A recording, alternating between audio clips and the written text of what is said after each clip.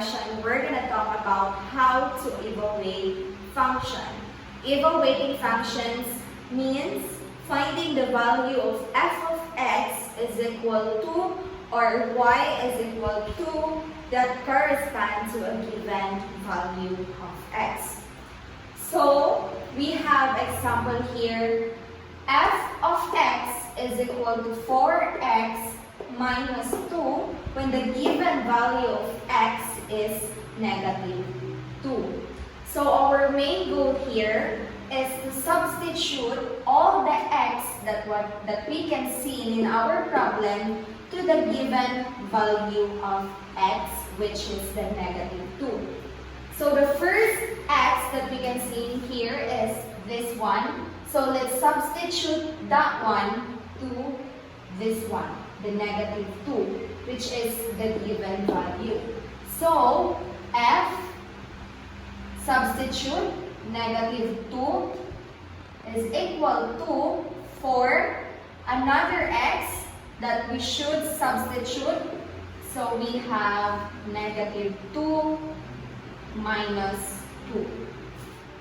After substituting all the x to negative 2, now we can simplify the problem. So, copy f negative 2. So, 4 multiplied to negative 2 is equal to negative 8. Why negative 8? Because in multiplying integers, if they don't have the same sign, it always be negative. And then bring down negative 2. We can tell that that negative 8 minus negative 2 is still, we can simplify.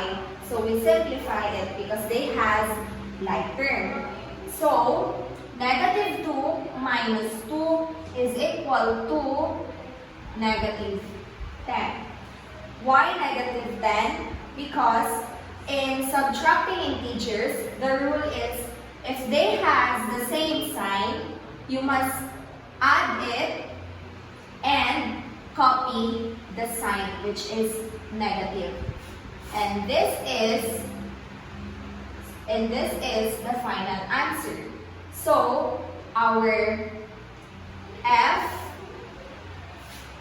of negative 2 is equal to negative 10. This is our final answer. So another example, we have f of x is equal to 5 minus x squared, when the given value of x is equal to 5. So again, our goal is to substitute all the x in our problem to the given value of x, which is the number 5. So, substitute the x. 5 is equal to 5 minus, substitute, copy. So we have 5 squared. Now, after substituting all the x in the problem, we can simplify it. So, copy f of 5 is equal to, copy 5, minus 5 times 5 is equal to negative 25. And like terms, so we simplify it. So 5 minus 25 is equal to negative 20.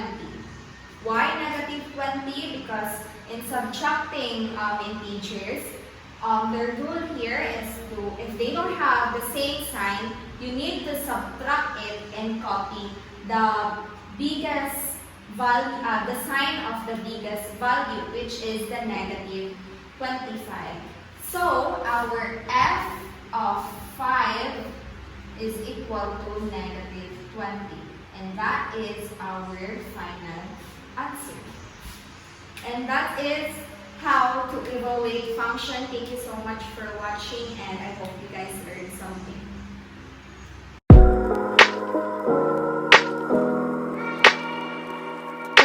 So good morning everyone. So for today's discussion, we're going to talk about how to solve composition of function. Composition of function is denoted as f composed of g of x is equal to.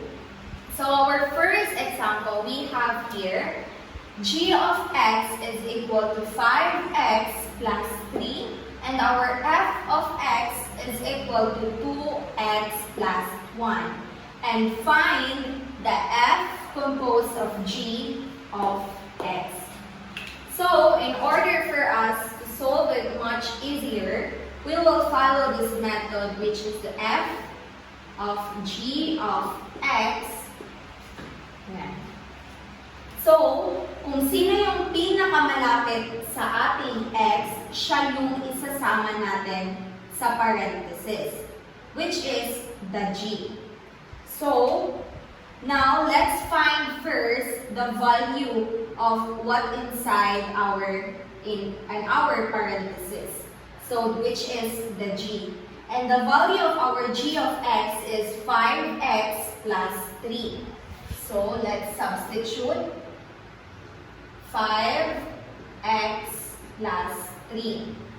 After finding the value of our g of x, we will move on to the value of our f. And so, our value of f is 2x plus 1. So, we have here 2. And all the x in our value of f of x, we will substitute it to the value of our g of x, which is the 5x plus 3. So, substitute 5x plus 3, bring down 1. After that, after substitution, we will do the distributive property.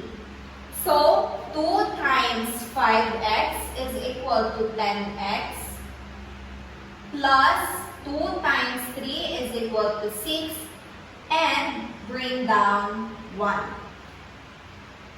So, for like terms, 10x. Like terms, so this 6 plus 1, they are both like terms. So, 6 plus 1 is equal to positive 7. And if wala na tayong makikita na like terms, so this would be our final answer. So, our f composed of g of x is equal to 10x plus 7. And this is our final answer. So, for another example, we have here our f of x is equal to 5x squared minus x plus 4, and our g of x is equal to 2x plus 1. And find g composed of f of x. So again, in order for us to solve it much easier, we will follow the method of g of f of x.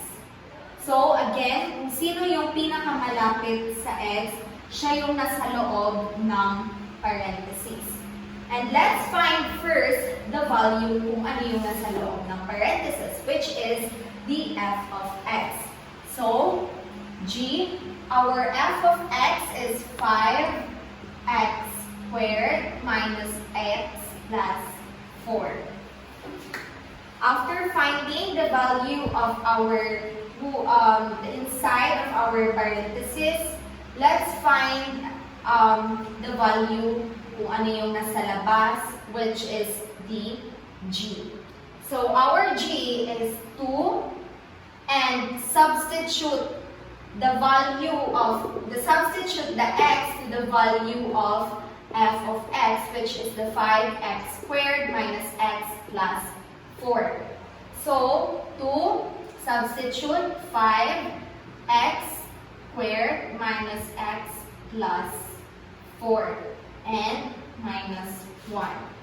So, after substitute, we will solve this problem. So, we'll do the distributive.